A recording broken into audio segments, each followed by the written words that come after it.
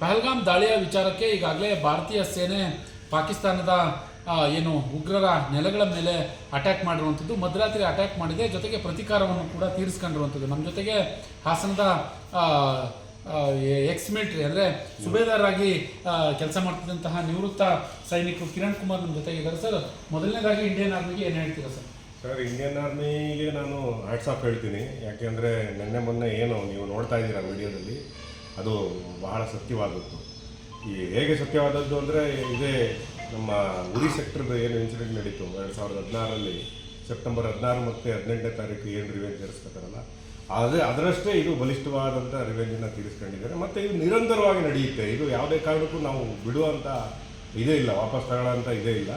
ಅವರ ಉಗ್ರಗಾಮಿಗಳ ನೆಲೆ ಎಲ್ಲಿದೆ, ಅದರಲ್ಲೂ ಎಸ್ಪೆಷಲಿ POK ಅಂತ ಏನು ಹೇಳ್ತೀವಿ, ಪಾಕಿಸ್ತಾನ ಆಕ್ಯುಪೈಡ್ ಕಾಶ್ಮೀರ ಅಂತ ಏನು ನಾವು ಜಾಗನ ಗುರುತಿಸ್ತೀವಿ, ಸುಮಾರು 78,000 ಚಿಲ್ಲರೆ ಚದರ ಕಿಲೋಮೀಟರ್ ಜಾಗ ಅದು ವಶಪಡಿಸ್ಕೊಂಡಿದ್ದಾರೆ.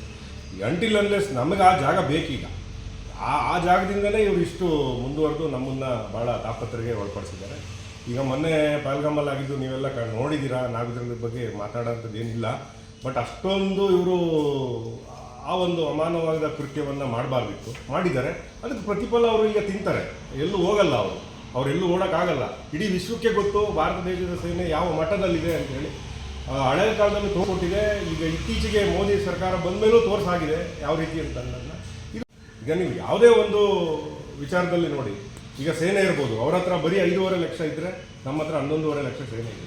ಅಥವಾ ಯುದ್ಧ ವಿಮಾನಗಳಿರ್ಬೋದು, ಟ್ಯಾಂಕ್ಗಳಿರ್ಬೋದು, ಹಡಗುಗಳಿರ್ಬೋದು, ಯಾವುದೇ ತಗೊಳ್ಳಿ ನೀವು, ಅವ್ರಿಗಿಂತ 2 ಪಟ್ಟು ಜಾಸ್ತಿ ನಾವಿದ್ದೀವಿ. ಹೋರಾಟದಲ್ಲೂ ಅಷ್ಟೇ, ಶಕ್ತಿಯಲ್ಲೂ ಅಷ್ಟೇ ನಾವು 2 ಪಟ್ಟು ಜಾಸ್ತಿನೇ ಬಲವಾಗಿದ್ದೀವಿ ಅವ್ರಿಗಿಂತ. ಹೇಡಿ ಕೃತ್ಯ ಮಾಡ್ತಿರೋರು ಅವರು, ನಾವಲ್ಲ. ಸೊ ಹಾಗಾಗಿ ನಮಗೆ ಯಾಕೆ ಭಯ? ಧೈರ್ಯ ನಮಗಿದೆ, ಭಯ ಅವರಿಗಿದೆ. ಇದನ್ನ ಮಧ್ಯರಾತ್ರಿ ಸುಮಾರು 1 ರಿಂದ 2 ಗಂಟೆ ಒಳಗೆ ಅಟ್ಯಾಕ್ ಮಾಡಿರುವಂಥದ್ದು. ಹೌದು. ಅದರಲ್ಲೂ ಉಗ್ರ ಶಿಬಿರಗಳ ಮೇಲೆ ಹೇಗಿರುತ್ತೆ ಸರ್ ಅದು ಅಟ್ಯಾಕ್, ಯಾವ ಥರ ಇರುತ್ತೆ ಅಂತ? ಈಗ ಅದು ರಾತ್ರಿ ಸಮಯ ಅಂತ ಅಂದರೆ ಅವರು ಫುಲ್ ನಾವು ಭಾಳ ಸೇಫ್ಟಿ ಆಗಿರ್ತೀವಿ, ಇಲ್ಲಿ ಯಾರು ಬರಲ್ಲ, ನಾವು ನಮ್ಮ ಏನೋ ಒಂದು ನರಿ ಅಡಗಿ ಕುಳಿತುಕೊಂಡು ಯೋಚನೆ ಮಾಡುತ್ತಲ್ಲ, ಇಲ್ಲಿ ಯಾರು ಬರಲ್ಲ, ನನ್ನ ಸಿಂಹದ ಕಣ್ಣಿಗೆ ನಾನು ಕಾಣಲ್ಲ ಅನ್ನೋ ರೀತಿ ಅವರ ಮನೋಭಾವನೆಗಳು ಇರ್ತವೆ ರಾತ್ರಿ ಹೊತ್ತು. ಸೊ ಅದನ್ನು ನಮ್ಮ ಟೀಮ್ ಏನಿದೆ ಅದು ವರ್ಕ್ ಮಾಡಿ ಇದೇ ಪ್ಲೇಸಲ್ಲಿದ್ದಾರೆ, ಇಷ್ಟೇ ಜನ ಇದ್ದಾರೆ ಅಂತ ಪಕ್ಕಾ ಮಾಹಿತಿ ತಗೊಂಡು ಯಾವುದೇ ಸಿವಿಲಿಯನ್ಗಳಿಗೆ, ನಾಗರಿಕರಿಗೆ ತೊಂದರೆ ಆಗದೇ ಇರೋ ಥರ ನೋಡ್ಕೊಂಡು ಆ ಒಂದು ಶಿಬಿರನ ಒಡೆಯುವಂಥ ಕೆಲಸನ, ಕಾರ್ಯವೈಖರಿಯನ್ನು ಮಾಡಿ ತೋರಿಸಿದ್ದಾರೆ. ಇದರಲ್ಲಿ ಅವ್ರು ಹೇಳ್ಬೋದು, ಇವರು ನಮ್ಮ ಸಿವಿಲಿಯನ್ಗೆ ಅಂದರೆ ನಾಗರಿಕರಿಗೆ ತೊಂದರೆ ಉಂಟು ಮಾಡಿದ್ರು ಇಲ್ಲ, ಯಾವುದೇ ಕಾರಣಕ್ಕೂ ಅವರು ನಮ್ಮವರು ನಾಗರಿಕರಿಗೆ ತೊಂದರೆ ಮಾಡದೇ ಅದೇ ಶಿಬಿರನ ಟಾರ್ಗೆಟ್ ಮಾಡಿ ಒಡೆಯುವಂಥ ಕಾರ್ಯವೈಖರಿಯನ್ನು ಮೆರೆದಿದ್ದಾರೆ. ಇಷ್ಟು ಸತ್ಯ ಸರ್. ಇದು ಈಗ ಮತ್ತೆ ಮುಂದುವರಿಯುವ ಸಾಧ್ಯತೆಗಳು ಹೆಚ್ಚಿದೆ, ಯಾಕಂದರೆ ಪ್ರತೀಕಾರಕ್ಕೆ ಇನ್ನೂ ಹೆಚ್ಚಿನ ಪ್ರತೀಕಾರ ಬೇಕು ಅನ್ನೋದು ನಮ್ಮ ಭಾರತೀಯರ ಎಲ್ಲ ಒಟ್ಟಿಗೆ 140 ಕೋಟಿ ಜನರಿದ್ದಾರೆ, ಅವರೆಲ್ಲರಿಗೂ ಕೂಡ ಇದೇ ಥರದ ಒಂದು ಇದಿರೋದು ಸರ್. ಏನು ಹೇಳಿ ಬಯಸ್ತೀವಿ?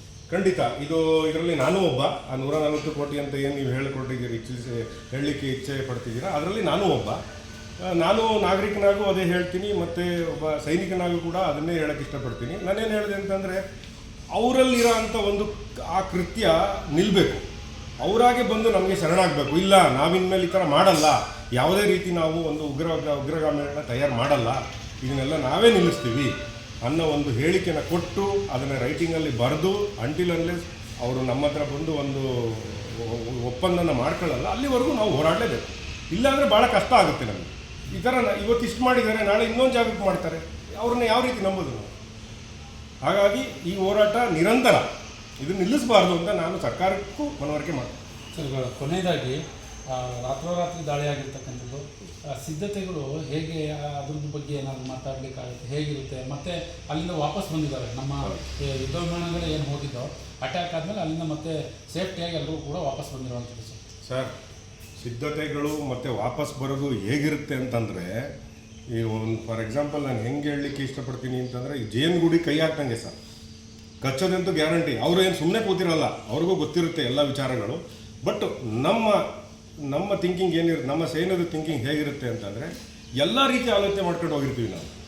ವಾಪಸ್ಸು ಈ ಕಡೆಯಿಂದ ಬಂದರೆ ಹೇಗೆ ಬರಬೇಕು, ಈ ಸೈಡಿಂದ ಬಂದರೆ ನಾವು ಹೇಗೆ, ನಮ್ಮ ಸೇಫ್ಟಿ ಮುಖ್ಯ. ನಾವು ಹೋಗಿ ಹೊಡೆಯೋದು ಮುಖ್ಯ, ಎಷ್ಟು ಮುಖ್ಯ ಆಗಿರುತ್ತೋ ನಮ್ಮ ಸೇಫ್ಟಿ ಕೂಡ ನಮಗೆ ಮುಖ್ಯ ಆಗಿರುತ್ತೆ. ಸೋಲು ನಾವು ಒಪ್ಕೊಳ್ಳೋಂಗಿಲ್ಲ ಆ ಜಾಗದಲ್ಲಿ. ಹಾಗಾಗಿ ನಮ್ಮ ಸಿದ್ಧತೆಗಳು ಹೇಗಿರುತ್ತೆ ಅಂತಂದರೆ, ಅವರು ಒಂದು ಕಡೆಯಿಂದ ಈಗ ರೆಡಾರ್ ಸರ್, ನಾವು ಅವ್ರ ಜಾಗಕ್ಕೆ ಹೋದಾಗ ಆದಮೇಲೆ ಅವ್ರ ಹತ್ರ ರೆಡಾರ್ ಯೂನಿಟ್ಸ್ ಇರುತ್ತೆ, ಅದು ಹೇಳುತ್ತೆ ಅಲಾರಾಮ್, ಅವ್ರಿಗೂ ಅಲಾರಾಮ್ ಬರುತ್ತೆ, ಈ ಥರ ಯಾವುದೋ ಒಂದು ಇಂಡಿಯಾ ಭಾರತದ ಗಡಿ ದಾಟಿ ನಮ್ಮ ದೇಶಕ್ಕೆ ಯುದ್ಧ ವಿಮಾನಗಳು ಬಂದಿವೆ ಅನ್ನೋದನ್ನು ಅವರು ನೋಡ್ತಾರೆ. ನೋಡಿದಾಗ ಅವರು ಅಲ್ಲಿಂದ ಬರೋಷ್ಟರಲ್ಲಿ ನಮ್ಮನ್ನು ಹಿಡಿಯೋಷ್ಟರಲ್ಲಿ ನಾವು ಅವರ ಉಗ್ರಗಾಮಿಗಳ ತಂಡ ಏನಿದೆ ಅಲ್ಲಿ, ಅವ್ರನ್ನ ಟ್ರೈನಿಂಗ್ ಸೆಂಟರ್ಗಳು ಏನಿದೆ ಅದನ್ನು ಧ್ವಂಸ ಮಾಡಿ ನಾವು ಆಚೆ ಬರಬೇಕಾಗುತ್ತೆ. ಆ ಒಂದು ಫ್ರಾಕ್ಷನ್, ಆ ಲಿಮಿಟೆಡ್ ಟೈಮ್ನ ನಾವು ಯೂಸ್ ಮಾಡ್ಕೊಂಡು, ಅದೆಲ್ಲ ಮುಂಚೆನೇ ಪ್ಲ್ಯಾನ್ ಆಗಿರುತ್ತೆ ಸರ್, ಆ ಪ್ಲ್ಯಾನ್ ಮಾಡ್ಕೊಂಡು ನಾವು ಅದನ್ನು ಆಪರೇಷನ್ನ ಮುಗಿಸಿ ನಾವು ಅಲ್ಲಿಂದ ಹೊರಗೆ ಬರ್ತೀವಿ, ಸೇಫಾಗಿ ಹೊರಗೆ ಬರಬೇಕಾಗುತ್ತೆ. ಇದೊಂದು ಟೋಟಲಿ ಒಳ್ಳೆ ಏನು ಹೇಳ್ತೀವಿ ನಾವು, ಭಾಳ ಯೋಚನೆ ಮಾಡಿರೋಂಥ ಒಂದು ಪ್ಲ್ಯಾನ್, ಯೋಜಿಸಿ ಮಾಡಿರೋಂಥ ಪ್ಲ್ಯಾನ್ಗಳು.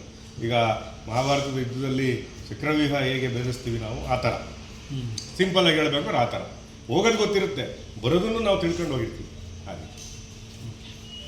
ಇದಿಷ್ಟು ಕಿರಣ್ ಕುಮಾರ್ ಅವರು ಹೇಳುವಂಥ ಮಾತು. ಅಂದರೆ ಮಹಾಭಾರತ ಯುದ್ಧದಲ್ಲಿ ಚಕ್ರವ್ಯೂಹವನ್ನು ಹೇಗೆ ಭೇದಿಸ್ತೀವಿ ಅದೇ ರೀತಿ ಅವರ ನೆಲಕ್ಕೆ ಹೋಗಿ ಅಟ್ಯಾಕ್ ಮಾಡಿ ಮತ್ತೆ ವಾಪಸ್ ಬಂದಿರುವಂಥದ್ದು ಇದು ಒಂದು ರೀತಿ ಸಾಧನೆ ಅಂತಲೇ ಹೇಳ್ಬೋದು. ಒಟ್ಟಾರೆ ಇದು ಇಲ್ಲಿಗೆ ನಿಲ್ಲೋದಿಲ್ಲ, ಇನ್ನೂ ಮುಂದುವರಿಯುವಂತಹ ಸಾಧ್ಯತೆಗಳು ಕೂಡ ಇರುವಂಥದ್ದು ಅನ್ನುವ ಮಾಹಿತಿಯನ್ನು TV5 ಜೊತೆ ಸುಬೇದಾರ್ ಕಿರಣ್ ಕುಮಾರ್ ಅವರು ಹಂಚಿಕೊಂಡಿರುವಂಥದ್ದು. ಕ್ಯಾಮ್ರಾ ಪರ್ಸನ್ ಕಿಶೋರ್ ಜೊತೆ ಪ್ರಕಾಶ್, TV5 ಹಾಸನ.